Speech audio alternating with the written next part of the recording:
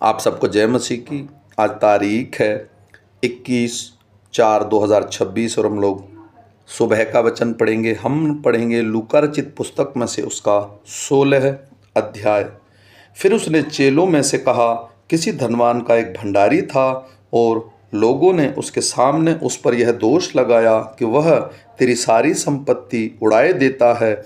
अतः उसने उसे बुलवाकर कहा, यह क्या है जो मैं तेरे विषय में सुन रहा हूँ?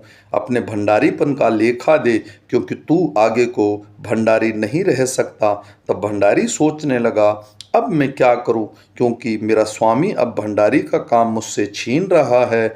मिट्टी तो मुझसे खोदी नहीं जाती और भीख मांगने में मुझे लज्जा आती है। मैं समझ गया कि मैं क्या करूं, ताकि जब मैं भंडारी के काम से छुड़ाया जाऊं तो लोग मुझे अपने घर में ले लें।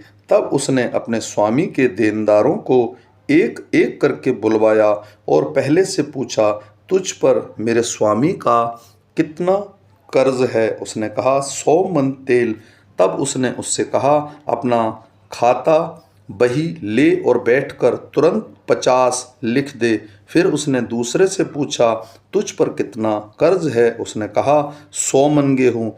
तब उसने उससे कहा, अपना बही खाता लेकर उसमें 80 लिख दे। स्वामी ने उस अधर्मी भंडारी को सराहा कि उसने चतुराई से काम किया है, क्योंकि इस संसार के लोग अपने समय के लोगों से के साथ रीति व्यवहारों में ज्योति के लोगों से अधिक चतुर हैं। और मैं तुमसे कहता हूँ कि अधर्म के धन से अपने लिए मित्र बना लो, ताकि जब वह जाता रहे तो वे तुम्हें अनंत निवासों में ले ले।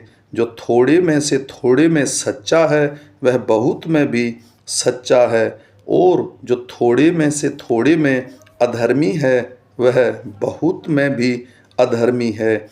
इसलिए जब तुम अधर्म के धन में सच्चे ना ठहरे तो सच्चा धन तुम्हें कौन सौंपेगा? और यदि तुम पराये धन में सच्चे ना ठहरे तो जो तुम्हारा है उसे तुम्हें कौन देगा?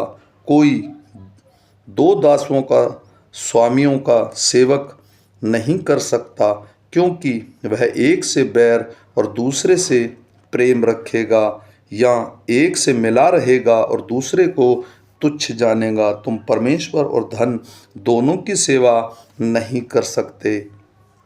फरीसी जो लोभी थे ये सब बातें सुनकर उसे ठट्ठे में उड़ाने लगे। उसने उनसे कहा, तुम तो मनुष्यों के सामने अपने आप को धर्मी ठहराते हो, परंतु परमेश्वर तुम्हारे मन को जानता है, क्योंकि जो वस्तु मनुष्यों की दृष्टि में महान है वह परमेश्वर के निकट घृणित है। व्यवस्था और भविष्यवक्ता यूहन्ना तक रहे।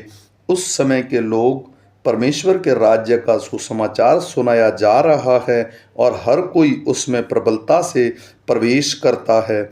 आकाश और पृथ्वी का टल जाना व्यवस्था के एक बिंदु से मिट जाने से सहज है। जो कोई अपनी पत्नी को त्याग कर दूसरी से विवाह करता है वह व्यभिचार करता है, और जो कोई ऐसी त्यागी हुई स्त्री से विवाह करता है वह भी व्यभिचार करता है। एक धनवान मनुष्य था जो बैंजनी कपड़े और मलमल पहनता और प्रतिदिन सुख विलास और धूमधाम के साथ रहता था।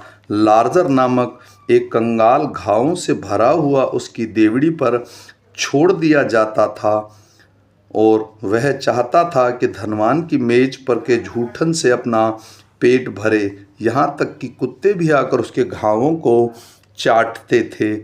ऐसा हुआ कि वह कंगाल मर गया और स्वर्गदूतों ने उसे लेकर अब्राहम की गोद में पहुंचाया।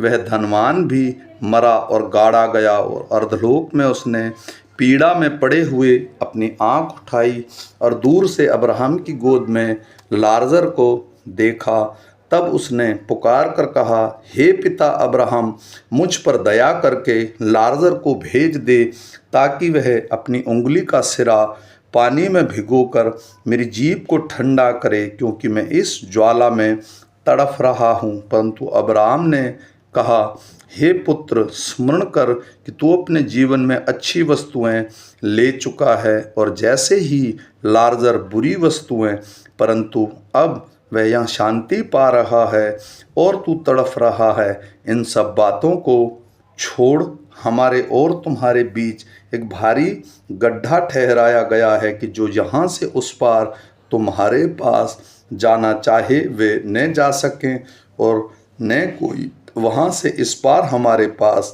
आ सके। उसने कहा, तो हे पिता, मैं तुझसे विनती करता हूँ कि तू उसे मेरे पिता के घर में भेज, क्योंकि मेरे 5 भाई हैं।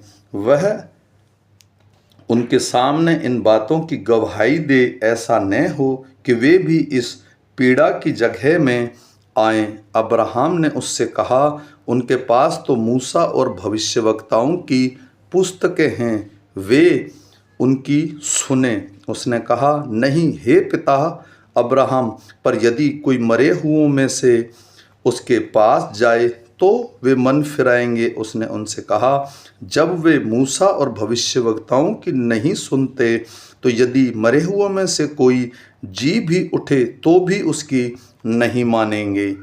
आमीन।